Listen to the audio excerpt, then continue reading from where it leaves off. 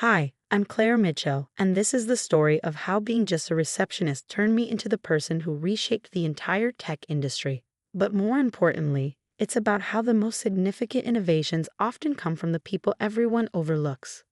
For 3 years, I worked as a receptionist at Nexus Technologies, my father's software company. Not exactly the position you'd expect from the daughter of the CEO, especially someone with a computer science degree from MIT.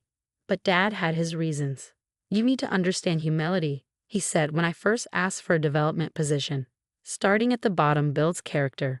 What he really meant was that he didn't trust my abilities.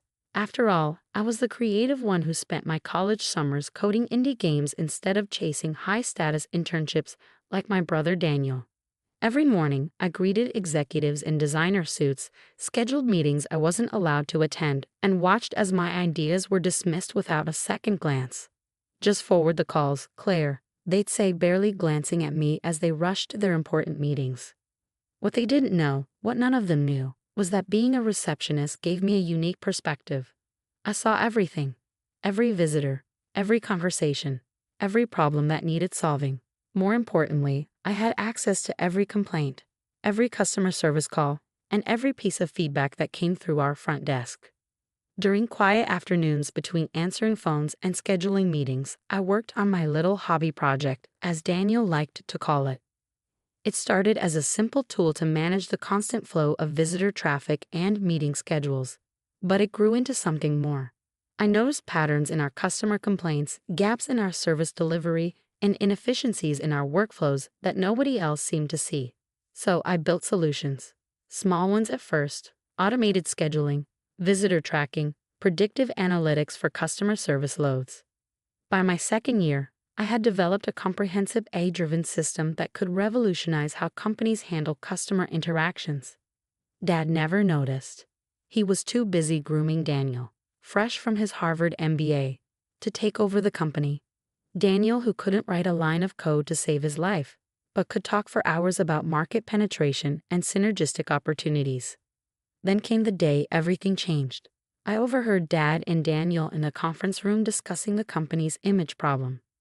"Having your daughter as a receptionist sends the wrong message," Daniel argued. "We need to project professionalism, especially with the Apple deal coming up." Dad sighed. "You're right. It's time Claire found a real career path. She's had her fun playing at being an employee." The next morning, Dad called me into his office. "Claire, we need to talk about your future," he said, explaining how it was time for me to move on. How the company needed to maintain professional standards. How he was doing this for my own good. He even offered a generous severance package, his way of softening the blow of firing his own daughter. What he didn't know was that I'd spent the previous night finalizing the patent applications for my little hobby project. As I walked out of his office carrying a small box of my belongings, I couldn't help but smile. In exactly 1 month, the meeting with Apple, the one they were so worried about, would go very differently than they expected.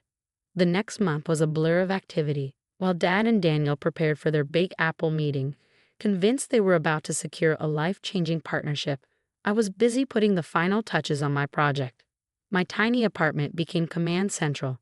3 monitors displayed different aspects of my AI system, which I'd named Iris, Intelligent Response Integration System.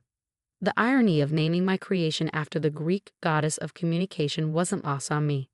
Then came the email that changed everything. "Dear Ms. Mitchell, I've reviewed your proposal and prototype for Iris. Your integration of AI with customer service operations is exactly what we've been looking for. Would you be available to meet next Thursday at 2 p.m.? Best regards, Sarah Carter, VP of Innovation, Apple."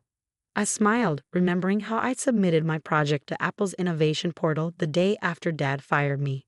What Dad and Daniel didn't know was that while they were pursuing Apple for a basic software integration deal, I had been quietly developing exactly what Apple had been searching for: a revolutionary AI system for customer service automation.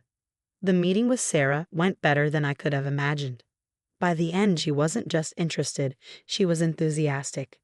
"This is incredible, Claire," she said, examining Iris's capabilities. "You've solved problems we've been struggling with for years.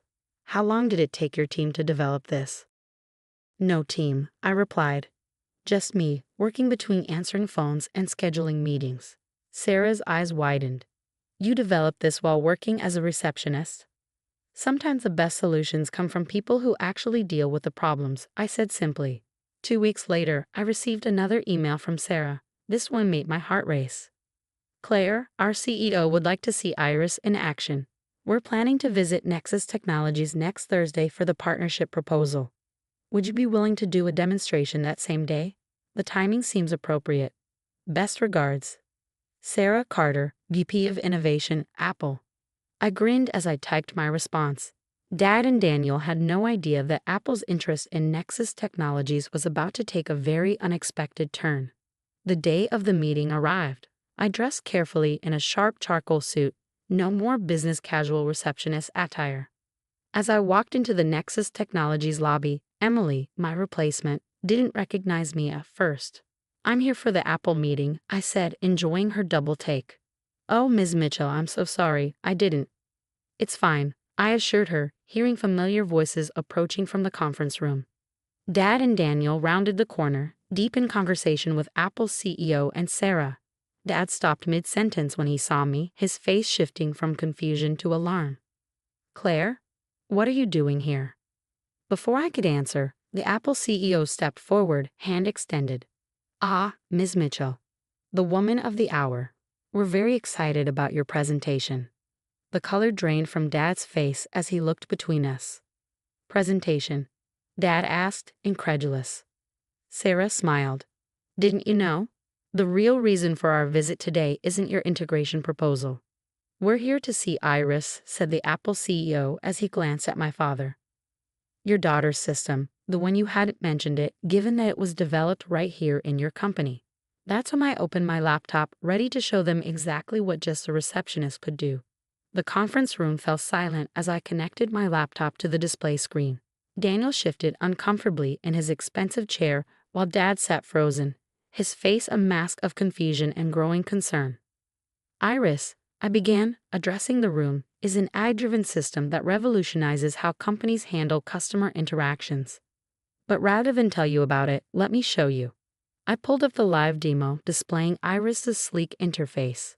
For the past 3 years, while working as a receptionist, I observed how our company handled customer service, visitor management, and internal communications. I noticed patterns, inefficiencies, and opportunities that you can only see from the front lines. The Apple CEO leaned forward, clearly intrigued. Go on. I demonstrated how Iris could predict customer needs based on historical data, automatically route inquiries to the right departments, and even anticipate potential issues before they became problems. Here's what Iris did with just 3 months of Nexus Technologies customer service data, I said, pulling up a graph. It identified patterns that helped reduce response times by 70% and increased customer satisfaction ratings by 85%. Impossible, Daniel interrupted. Our customer service metrics are proprietary. You wouldn't have access to that data as a receptionist. I smiled. Actually, every customer call, complaint, and compliment came through the front desk. I didn't just have access to the data, I was the one collecting it. Sarah from Apple pulled out a tablet, showing her CEO something.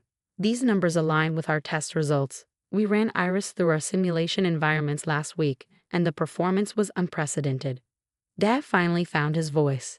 You developed this while answering phones during lunch breaks? I replied, between meetings, while waiting for couriers, all those moments you thought I was just playing around on my computer. I paused, letting it sink in. It's amazing what you can accomplish when no one's paying attention to you. The Apple CEO stood up. Ms. Mitchell, we've seen enough. We'd like to make you an offer. He slid a folder across the table, and my breath caught. Inside was a contract. Apple wanted to acquire Iris for $120 million, with a separate contract hiring me as head of AI innovation. The room erupted in chaos. Daniel was sputtering about loyalty and family obligations. Dad sat in stunned silence, staring at the contracts. But what happened next would prove that sometimes the biggest victories come with the hardest choices. I closed my laptop and faced my father directly. Before anyone signs anything, I have a counter-proposal, I said. Dad looked up, his face showing a mix of pride, regret, and fear, emotions I'd never seen him display before. 3 years ago, you put me at the front desk to teach me humility, I said, pulling out another set of documents from my briefcase. But what you actually taught me was invaluable. I learned how this company really works from the ground up. I placed the documents on the table. So here's my offer. Instead of selling Iris to Apple, we partner with them. Iris becomes a joint venture between Nexus Technologies and Apple, with me leading the development team. The Apple CEO raised an eyebrow, intrigued. Go on. Nexus Technologies has the industry connections and infrastructure. Apple has the global reach and resources. Together, we could make Iris the new standard in business AI, I said confidently. Sarah quickly ran some calculations on her tablet. The potential revenue from a partnership model could far exceed the buyout offer within 5 years. Dad picked up the partnership proposal, his hand slightly shaking. You have this prepared all along. I learned from you, Dad, I said softly. Always have a backup plan. The next 2 hours were intense negotiations. By the end, we had a deal. Iris would become a joint venture, with Nexus Technologies owning 40%, Apple owning 40%, and me retaining 20%, plus the role of Chief Innovation Officer. As the Apple team left, promising to have their legal department finalize the details, Dad asked me to stay behind. Daniel had stormed out earlier, presumably to process the fact that his receptionist sister had just orchestrated the biggest deal in the company's history. Claire, Dad said, looking older and wiser than I'd ever seen him, I owe you an apology. I interrupted him. Actually, you owe an apology to every receptionist, junior employee, and overlooked worker in this company, because I guarantee you, they all have valuable insights we've been ignoring. Over the next year, Nexus Technologies transformed. We implemented a company-wide innovation program, encouraging ideas from employees at all levels. Iris evolved beyond our wildest expectations, becoming the industry standard for AI-driven business solutions. Daniel eventually came around, admitting that his Harvard MBA hadn't prepared him for the real innovation happening on the front lines. He now leads our corporate strategy, but he starts each new manager with a month at the front desk, a program we call the Claire Protocol. Last week, I gave the commencement speech at MIT. My topic? Innovation from the ground up, why every position matters. As I looked out at the graduating class, I shared the lesson I'd learned from my time as just a receptionist. That true innovation doesn't care about your title, your office, or your position on the org chart. It cares about your ability to see problems and imagine solutions. Dad attended the speech, sitting proudly in the front row. These days, he spends more time listening to his employees and less time making assumptions about their potential. The company's performance reflects this change. Our stock price has tripled, and our employee satisfaction ratings are at an all-time high. As for me, I still keep a photo of my old reception desk in my corner office. It reminds me that sometimes the best view of a company isn't from the top down, but from the ground up, and that the next revolutionary idea might come from the person answering your phones, if only you're willing to listen. After all, I'm living proof that you should never underestimate just a receptionist.